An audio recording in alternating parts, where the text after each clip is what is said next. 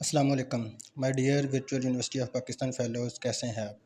उम्मीद है कि आप सब खैरियत से होंगे। आज की वीडियो जो है वो MTH 401 और सेक्शन है अरूबा फ़ातिमा। चूँकि टाइम की कमी थी इसलिए ज़रा मैं लैपटॉप पे नहीं कर सका, तो मैंने कहा चलें पेज पे जो है ना वो आपको ज़रा समझा देता हूँ। तो हमें जो सवाल दिया गया है वो y की पावर y थर्ड डेरिवेटिव है, -5 डेरिवेटिव है, -2y + 24 = 4 a की पावर -t। इसको जो है वो हमने वेरिएबल पैरामीटर्स के साथ जो है वो सॉल्व करना है। तो इसकी ऑक्सिलरी इक्वेशन जो बनेगी वो हमारे पास m³ -5m² -2m + 24 और इसको हमने ज़ीरो रख लिया। अब चूँकि इसके फैक्टर हमारे पास नहीं बनते तो इसलिए हमने इसको सॉल्व करना है किसके साथ, बाय डिवीजन मेथड के साथ इसको सॉल्व करेंगे। अब हमें दिया गया है 1, फिर हमारे पास -5, यानी कि सब के कांस्टेंट जो है वो हमने यहाँ से ले लिए। यहाँ हमारे पास कांस्टेंट 1 था तो यहाँ 1 ले लिया, फिर -5 फिर -2 फिर -2 फिर 24 है तो यहाँ हमारे पास 24 आ जाएगा। अब ये वाली अमाउंट जो है वो वैसे ही ये हमने जो है वो पहले 1 के साथ, 2 के साथ, -2 के साथ, यानी जिसके साथ रिमाइंडर 0 आना है ना, आपने वो वाली वैल्यूज़ जो है वो यहाँ से चूज़ करनी है। वे ये वाला 1 वैसे का वैसे इधर आ गया, इन दोनों को आपस में मल्टीप्लाई किया, -2 आ गया। -2 को -2 -5 किया तो -7, -7 को 2 से मल्टीप्लाई किया तो आ गया आपके पास कितना, -14 +14 आ जाना था। 14 में 2 किया तो आपके पास जो है वो आपके पास 12 आ जाता है। 12 को 2 से मल्टीप्लाई करेंगे 24। अब इसकी इक्वेशन बनाएंगे तो यहाँ 12 - 7x -x का स्क्वायर आ जाएगा। इसके फैक्टर बनाएंगे तो आपके पास ये फैक्टर इसके बन जाएंगे, x² -4x -3x + 12 = 0। तो अब इसमें से कॉमन लिया तो आपके पास x की वैल्यू एक 4 और एक आपके पास 3 आ जाएगी, और तीसरी वैल्यू जो है वो आपको -2 दी गई है, ये -2 वैसे का वैसे ही आ गया। इसका जो है वो अब हमने कम्प्लीमेंट्री सोल्यूशन बनाया तो वो हमारे पास कम्प्लीमेंट्री सोल्यूशन इसका क्या बनेगा, वो y(c) = c1 e की पावर 4t + c2 e की पावर 3t + c3 e की पावर -2। ये हमारे पास जो है वो कम्प्लीमेंट्री सोल्यूशन जो है वो बन जाता है। अब इसमें से हमने y1 y2 y3 की वैल्यूज़, इसको कहते हैं ये रैंक्सियन मेथड, ये मैंने नीचे जो है वो लिखा हुआ है। y1 की कीमत जो है ये वो हो जाएगी, ये y2 की कीमत हो जाएगी, ये y3 की कीमत हो जाएगी, ये y1 y2 y3 आपके पास आ जाएगा। और g(t) जो है वो आपके पास जो है वो कितना है जी, 4 e की पावर -t, यानी ये जो राइट हैंड साइड है ना 4 e की पावर -t, इसको जो है वो आपने क्या नाम दे लेना, g(t). अब आपने जो है वो इसके डेरिवेटिव्स निकालने हैं, और इसके डेरिवेटिव्स निकालने से पहले इसका डिटर्मिनेंट w की वैल्यू फाइंड कर लेंगे। वो कैसे निकालना है जी, आपने y1 y2 y3 y1 का डेरिवेटिव, y2 का डबल डेरिवेटिव, y2 जो है वो derivative, y double derivative, y3 का डेरिवेटिव और इसका डबल डेरिवेटिव। अब इन सब की वैल्यूज़ जो पुट की और डेरिवेटिव्स लेके इन सब की जो है ना वैल्यूज़ यहाँ हमने इसकी निकाल ली। अब e की पावर 4t कॉमन ले लिया, e की पावर 3 कॉमन ले लिया, e की पावर -2 कॉमन ले लिया, इन सब को अब कॉमन ले लिया तो पीछे आपके पास 1 4 16 1 4 और 16 आपके पास बन जाएगा। फिर आगे जो है वो हमारे पास यहाँ जो है वो क्या है जी, 1 3 9, और यहाँ हमारे पास 1 3 और 9 बच जाएगा। 1 -2 4, 1 -2 और 4 बच जाएगा। अब इसका डिटर्मिनेंट लेना था, यहाँ देखें e की पावर 4t थी, यहाँ 3t थी, तो यहाँ e की पावर कितनी रह जाएगी आपके पास, e की पावर 5t। अब इस सब का जो है वो हमने डिटर्मिनेंट लिया, जैसे कि आप फर्स्ट ईयर के अंदर लेते थे, इन सब का हम डिटर्मिनेंट लेंगे तो -30 e की पावर जो है वो 5t जो है वो ये इसका w आ जाएगा। इसी तरह आपने w1 निकालना है, तो अब इसकी जो ये वाली वैल्यूज़ थे ना आपके पास y1 y1 डैश और y1 डबल डैश, ये वाली वैल्यूज़ जो है वो चेंज हो जाएगी। यहाँ 0 0 और g(t), y2 वाली वैल्यूज़ भी सेम, y3 वाली वैल्यूज़ भी सेम। y जो 1 था उसकी जगह 0 0, और g(t) की वैल्यू जो है वो हमने क्या रखी हुई थी, वो 4 e की पावर -t थी।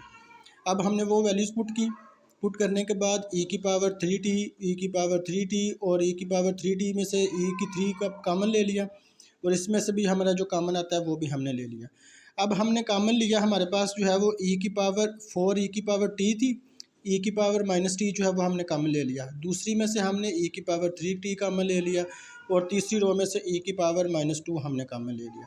अब 0 0 और यहाँ हमारे पास 4 बच जाएगा, 1 3 और 9, ये हमारे पास जो है वो 9 आ जाएगा। फिर 1 - 2 और 4 था, 1 - 2 और 4।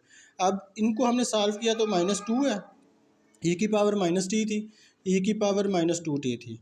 अब ये बल्कि -3 हो जाता है, -3 और +3 हमारे पास ई की पावर जो है वो 0 आ जाएगा। और इसका जब हम डिटर्मिनेंट लेंगे तो वो हमारे पास कितना आ जाएगा, वो हमारे पास सिर्फ़ और सिर्फ -20 आ जाएगा। तो ई की पावर 0 है तो ये 1 हो जाएगा। इसकी जो है ना हमारे पास W1 जो है वो कितना आ जाएगा, ये 20 आ जाएगा। अब हमने इसी तरह जो है वो W2 की वैल्यूज़ भी निकालनी है। W2 की जब हम वैल्यू निकालेंगे तो हमारे पास वही है जी Y1, फिर Y1 डैश, फिर Y1 डबल डैश, फिर 0 0 जी ऑफ टी, फिर हमारे पास Y3 सिंगल डेरिवेटिव और यहाँ डबल डेरिवेटिव। वैल्यूज़ इनकी पुट की हमने, तो वैल्यूज़ पुट करने के बाद इनकी में से कॉमन निकाल लिया। पहली में से ई की पावर 4t, ई की पावर -t, ई की पावर -2t, 1 4 और 16, 0 0 और आपके पास 4 आ जाएगा, और 0 -2 और यहाँ आपके 4। अब इसका भी हमने वैसे ही सॉल्व करना है जी। हमारे पास यहाँ ई की पावर 4t थी, ये दोनों मिलके हमारे पास -3 हो जाता है, और 4 में से 3 करें तो ई की पावर t हमारे पास रह जाएगा, और इसका डिटर्मिनेंट कितना आ जाएगा, 24। अब इसका जो है वो हमारे पास कितना आ गया जी, W2 हमारे पास इतना आ गया। अब W3 हमने निकालना है, तो ये हमारे पास थर्ड जो हमारे पास है ना, ये अब चेंज हो जाएगा। Y1 dash, Y2 double dash, Y2 dash, Y2 double dash, 0 0 और जी ऑफ टी हमारे पास आ जाएगा। अब इनकी वैल्यूज़ पुट की, वैल्यूज़ पुट करने के बाद हमने जो कॉमन आता था वो कॉमन ले लिया।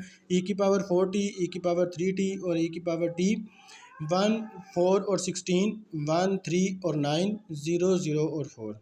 यहाँ आपके पास देखें 4 और 3 7 है, 7 में से 1 निकाले तो 6, और इनको सॉल्व करेंगे तो -16 आ जाएगा, यानी इसका कितना आ जाएगा डेरिवेटिव, -16 ई की पावर 6t जो है वो हमारे पास इसका कॉलम आ जाएगा। अब हमारे पास जो है वो U1 निकालना था, U2 निकालना है और U3 हमने निकालना है। U1 निकालने का हमारे पास जो फार्मूला है जो इंटीग्रेशन W1/W dt, -20/30 हमारे पास जो W1 की कीमत आई थी, W1 की हमारे पास कीमत थी, ये मैंने लिखी हुई है, -30 ई की पावर 5t, W1 की कीमत -20, ये सारी वैल्यूज़ जो है वो लिखी हुई है। तो यहाँ जो है वो -20 ये W1 की, W1 ओवर W1 था -20, ये 20 आ गया, W की वैल्यू थी 30, ई की पावर 5t, ये हमने जो है वैल्यूज़ पुट की।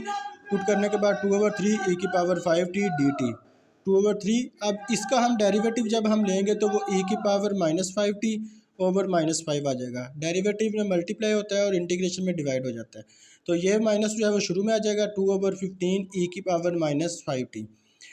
U2 हमने निकालना है, तो U2 भी हमारे पास W2/W की वैल्यू पुट की और W की वैल्यू पुट की।